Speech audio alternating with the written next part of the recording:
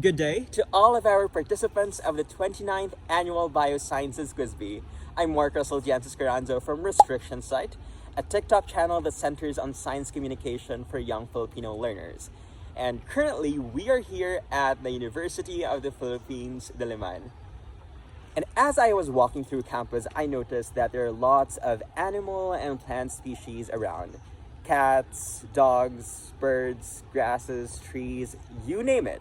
But actually, it's not really surprising to see these lots of species around campus or in the Philippines in general, because as you may have known by now, the Philippines is a hotspot of biodiversity. In fact, the Philippines is among the 17 most biodiverse countries in the entire planet, according to a 2024 report by the World Economic Forum.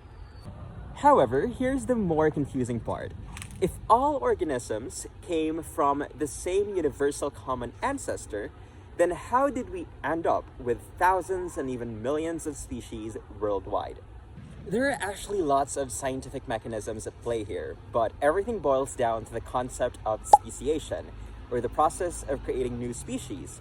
This happens when one species diverges into two or more species. But how exactly does this happen? To understand the concept of speciation, we need to first understand what exactly a species is. According to the biological species concept, a species is a group of organisms that can interbreed with each other and can produce fertile offspring, which basically means that two organisms belong to the same species if they can produce babies and their babies can produce their own babies in the future as well. However, the biological species concept is not a foolproof definition because, as you may know, not all organisms actually undergo sexual reproduction. Some organisms, such as your bacteria, undergo asexual reproduction in a process called binary fission. However, for the sake of simplifying our discussion about speciation, the biological species concept will be our working definition. Now let's consider one population. All members of that population can theoretically interbreed with each other and produce fertile offspring simply because they are said to be genetically compatible. And all members of the same population living in the same area can share roughly the same set of alleles because they share the same gene pool. The gene pool is the collection of all alleles found in a population. You can think of it as a literal swimming pool, such that all of the alleles found in that population are suspended therein. Speciation starts to occur when some members of the population begin to develop their own distinct gene pool that is separate from the rest of the population. This would create a subgroup within that population. Over time, the gene pool of that subgroup becomes completely different from the gene pool of the larger population, which basically means that the members of the larger population and the subgroup no longer share the same set of alleles. And because of this continuous and gradual genetic divergence, the members of the subgroup and the members of the larger population can no longer interbreed with each other because eventually they will become genetically incompatible.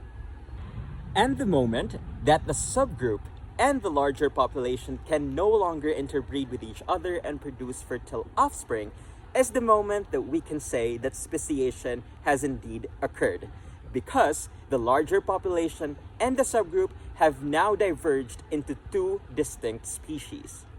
Now, given that, the question is, what factors can possibly lead a subgroup of the population to develop its distinct gene pool separate from the rest of the population? The answer is actually simple: a barrier. A barrier must emerge between the subgroup and the rest of the population in order for them to develop their own distinct gene pool.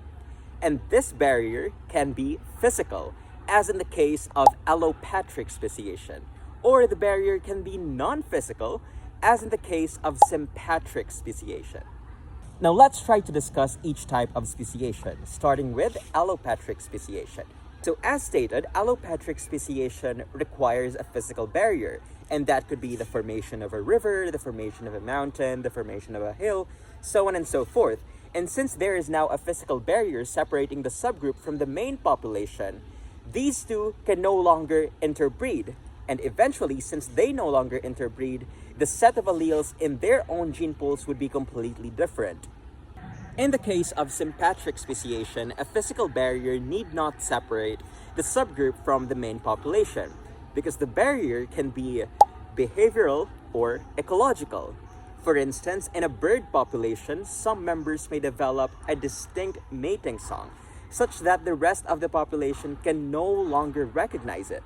And since the rest of the population can no longer recognize the mating song, interbreeding would be less frequent or eventually stop. Another example is that members of the population can live on the same tree, but they can live on different parts of the same tree. And since they do not live on the same part of the same tree, interbreeding may also be less frequent and eventually stop. All in all, speciation is among the most amazing concepts in evolutionary biology that help explain why we have millions of species today. In the Philippines alone, we are home to more than 52,000 species, and half of which are endemic to the country. Hence, as citizens of a biodiverse nation, may we take this not only with a sense of pride, but also with a sense of responsibility, pledging to preserve, conserve, and protect all of our species such that more generations of Filipinos can still stand enthralled with its majestic beauty that no words can ever describe. Once again, this has been Mark Russell Jancis Carranzo from Russtriction Site, and I'll be seeing you on our next episode. Goodbye for now.